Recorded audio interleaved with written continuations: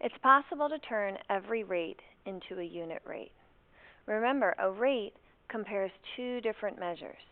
A unit rate compares two different measures, but it is always a comparison to one. We can take a problem and change it from a rate into a unit rate.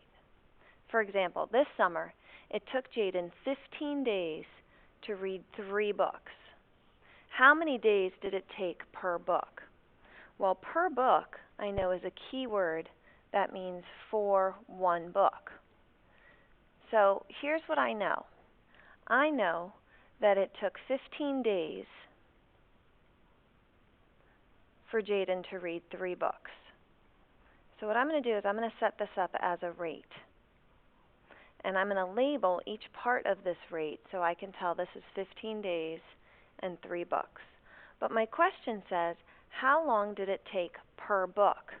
So what I really want to know is not for 3 books, but for 1 book. Okay, so here it was 3 books in 15 days.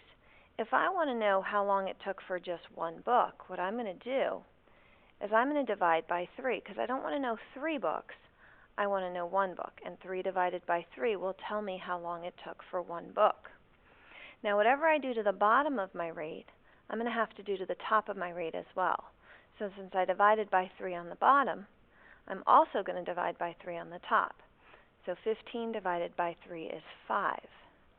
So what that means is it took Jaden 5 days to read 1 book.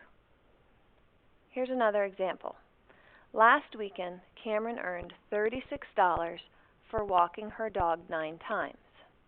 How many dollars did she earn for each walk? Now remember, for each walk is asking how much did she earn for 1 walk. So again, let's set up the information we know as a rate. We know that she earned $36 for 9 walks.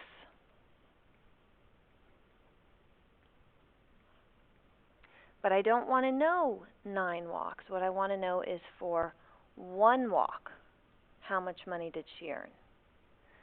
So if I look at this, instead of 9 walks, I want 1 walk. So what I'm going to do is I'm going to divide this rate by 9. 9 divided by 9 will tell me how much for 1 walk. Whatever I do to the bottom of my rate, I'm going to do to the top of my rate, and 36 divided by 9 will give me $4. Oops. $4. So I can see that Cameron earned $4 for every 1 walk.